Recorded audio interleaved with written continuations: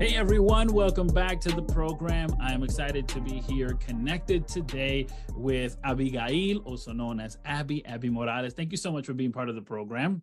Thank you so much for having me. Yes, ma'am. For those who are not familiar with the work you're doing, let them know about yourself. So my name is Abby, and I'm 32 years old, and I'm basically a business owner, been in business for 12 years now, and I started when I was single and young, and now I have two little girls and a wonderful husband, and yeah, life has been great. I'm so happy that you have a wonderful husband. Yes, I do. Of course, I know Chris and we've hung out, Yes. An awesome guy, so I can attest to Amazing. that. You're not being biased. Nope. But talk a little bit about, you mentioned about the journey, right? About doing that transition from being a business owner, single, to now being a business owner, but a wife and a business owner that is a mother as well. Yes. So can you hit a little bit about that transition? Yeah, 100%. So basically, after I had my daughter Jasenia, she was born in January 2019. The Lord just kind of put it in my heart. I wanted to be home with my baby. So at that time, I had a storefront. But once I had her, I'm like, I definitely want to bring this back home. And I did that, which was perfect timing. And I know that was God's will, because following year, COVID happens, right? So it's like one of those full circles, and it's like God deposits it in your heart, and then you understand why later. So definitely been a juggle. 2020 during COVID, we expanded a lot. There was a lot of growth. A lot of people were doing online shopping. So I hired some people to help me here at home. And then I had another little one and hired a little bit more help. And it's just been amazing. Definitely a juggle, especially now when you're home, you're trying to separate and trying to kind of turn off sometimes that entrepreneurial spirit, and had to get the house things done, and being a wife, being a mom and stuff.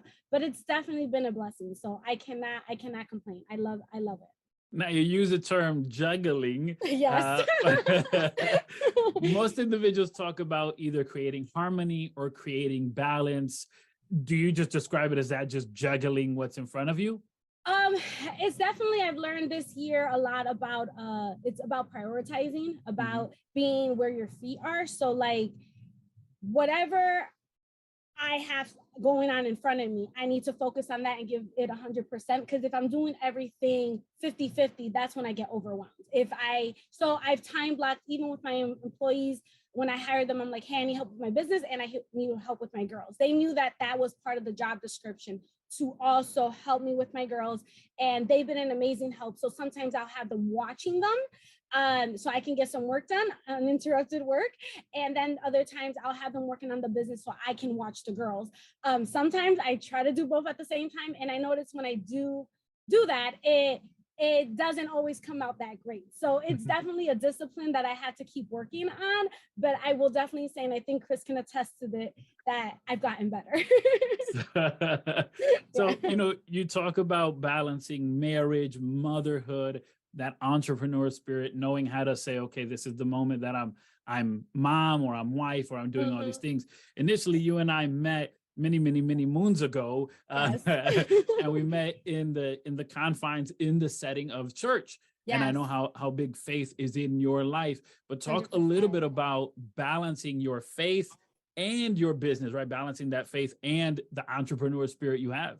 Yeah, honestly, it is, I don't even know if there's a separation. It's just the way I serve my customers, the way I do business, everything is founded on God and the word. So just the way I conduct myself, my customers know I'm Christian. I proclaim it, I say it, I preach about it, I teach about everything, So definitely for me, the struggle for me was really being a good entrepreneur, also being a Christian.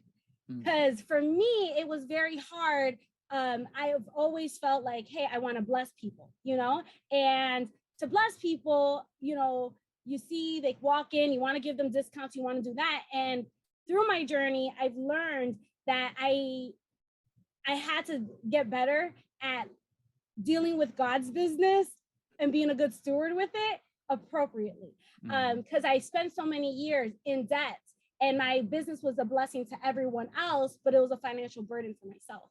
So when I realized that, number one, I'm not greedy, it's okay to charge, and I overcame that guilt, what really helped me was understanding that this isn't my business, I'm managing God's business. So when I manage God's business, I have to be a good steward of that. So that has helped me overcome those hurdles a lot. And being a business owner that is Christian, a lot of business owners, they struggle with that. They struggle with charging. And unfortunately, I believe that the Christian community also doesn't always give those type of businesses the same level of respect, or, you know, when it comes to charging and things, it's like when you go to a normal store, do you ask for a discount? You know, no, you just pay, and they have no problem with secular business to do that.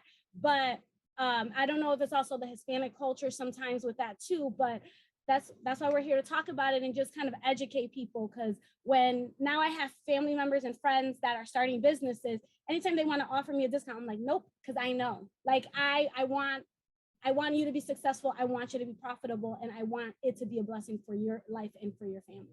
I've spoken to friends of mine who as well share the faith and have a business. One of my friends, Jesse Cruz, he is a storyteller coach. He is an author, and he's found the same challenge, which is while you're attempting to be an entrepreneur and still be a Christian, there are those who'll be like, well, come on, brother, come here, brotherly, you know.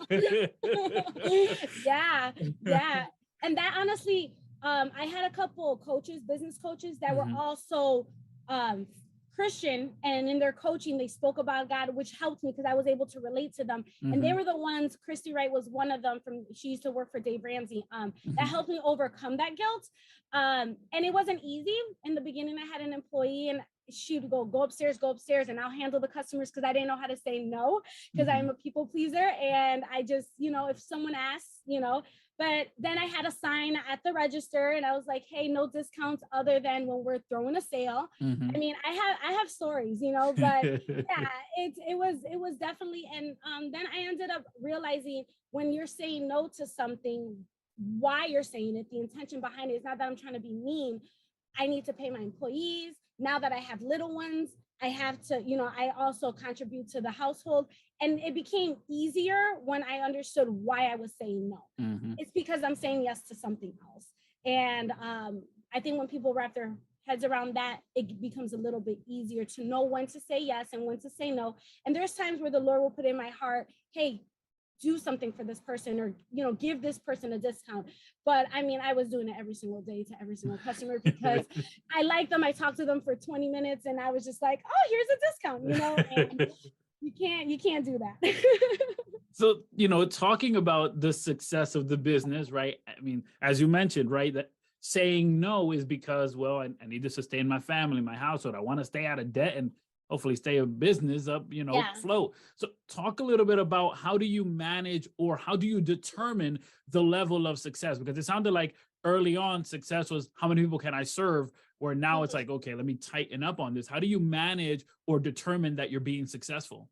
So again, it has to do with so much on the spiritual aspect of like, I love my business. I mean, like, I'm consumed in it. I love it, you know. But before that, I'm a daughter of a king, right? So like he's my boss. Even though we think we don't have a boss, I do have a boss, and I have to be sensitive to his voice and his directions. And basically, just really what he's asking me to do in my business and in my personal. When I do those things, that's what I define success as.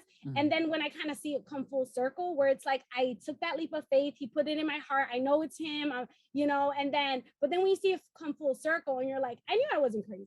I knew this was God. Because when you have a relationship with him, you understand, you know, his tug, his pull, things like that. But to me, when I have those God moments where I'm like, I knew that was a God idea. That wasn't my idea, you know? And throughout my business, I've had many of those, from when I opened the store to when I closed it, and the timings with that, and even my employees and things like that, where I'm like, you know, it's a testimony. I'm like, here's another testimony. So that's when those are my indicators to me, where I'm like, yes, I did God's will. And to me, that is success. And that's what fulfills me. Obviously, coming from a Christian background, we're talking a little bit about the fact that some Christians may feel that it's kind of a taboo to be someone who believes in God, but also has a business. While that may be the challenge of the Christian, there may be those who are trying to start a business and are facing the challenge of naysayers in their family, or friends who doubt, or people who are, whatever the case may be. Provide some type of strategy, if you can, for the listener that's saying, I want to start a business, I just don't know where to start or even how to get started. What kind of strategies can you provide that individual? So I think that for me, and this is something I learned later on, and I wish I would have learned it early on, was kind of like, first is that mindset, right? Of, if you're a Christian, we believe money is evil. So charging someone, taking someone's money for this, especially when maybe you know how much it costs, but you're not understanding, like, you have to put your time, your employees' time. When people use credit cards, there's a commission fee. You don't get the whole amount. Like, people don't see, they just see like, this item costs this. Whoa, they're making a lot of money, but they don't really know like what that really calculates to, you know?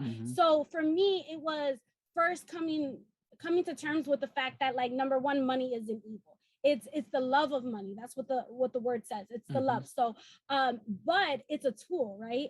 And money is a tool that we use to do a lot of things, to send missionaries, to build churches, to tithe. If you can employ people, they're able to tithe at their churches and stuff and be able to build the kingdom. So it is, when we start to understand that, it's like mind blowing, because it's literally just a tool. And in our personal money and in our business money, when we realize at the end of the day, it's God's money, right? And we're not greedy, and we understand, like, when God gives you a tug and he tells you to do this or to do that and stuff, we're not stingy about it. You know what I'm saying? Then I think that that's what people kind of get scared of. Like, hey, if you have too much or if your business is too big, then you must be stingy. You must be greedy. And I personally think that money doesn't change you. It just makes you more of who you are. So like, if you were already greedy and you have money, you're going to be even more greedy. If you were giving, you're going to be more giving. So I would just encourage the person to overcome that first. And then starting wise, I would say, like, be careful who you tell your vision or your dream to, especially if you're seeking God and he gave you that direction, because not everybody's going to understand it. When I closed my store, I first didn't tell a couple people that I knew that would be like, are you crazy and stuff? Because I'm like, I know what God's telling me to do, you know? I know what he's put in my heart. One of my favorite verses is, delight yourself in the Lord and he shall give you the desires of your heart. And what people think is like, hey, if I do what God tells me to do, then he's going to give me everything I want. When in truth, if you delight yourself in the Lord, you start desiring the things that he wants for you, right? So it's not even, and you become in alignment with his plan. So you got to be careful who you share that with, because that can maybe unmotivate you to actually take that leap of faith and discourage you to not, actually, do God's will. At the beginning of the year, most individuals set a New Year's resolution, right? They set that goal for the entire year. Other individuals have one word, and this one word anchors everything they do for the entire year. So on this conversation, where do you lie? Are you more of the one word person or the New Year's resolution type of person? So I don't really like New Year's resolution. Like, I don't like the word, I guess, because it's kind of like where we're trying to resolve what like is maybe like broken and stuff. And I know that there's things that you stop being as consistent in, but I sometimes do pick a word. I can't think of one that I picked for this year, but I would say I'm more goal driven, where it's like, what is going on? What do I want to achieve in my business this year? Like right now, we're going to go through a rebranding phase, right? So it's not going to be until next January, but we're taking steps throughout the whole entire year. So to me, I'm like, what's the next step? What's the next step? So we just have a lot of different goals and we don't rush them. We try to, actually do them thoroughly. And we just, hey, God, what do you want me to do this year? And I try to execute that at the best of my ability with time management and all those good things. So I know you said that you lean more on just setting goals and putting out those steps. But if you were to establish one word that would encompass your life's work, what would that one word be? You said for my work?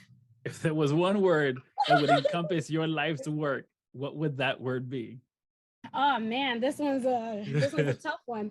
I think it would probably be like just like devotion. Like I'm very devoted to whatever God gives me or puts in my way. You know, I'm dedicated. I'm focused on that, and someone can't really deter me if I know that that was something that the Lord, you know, spoke to me or was telling me to do. For those individuals that are connected and are listening and want to get connected with you, how could they do so? Yeah, so we have a Facebook page for my business. It's Juke the Abby, and I actually just started kind of like a new GI channel. We're going to be starting the YouTube channel soon, and it's business_mama in chaos. So business mama in chaos. You can follow me there and stuff, but I love to get connected with other entrepreneurs if there's any out there, and yeah, just network and get together. So definitely. Awesome. Abby, thank you so much for being part of the program. Oh, thank you for having me. It was great.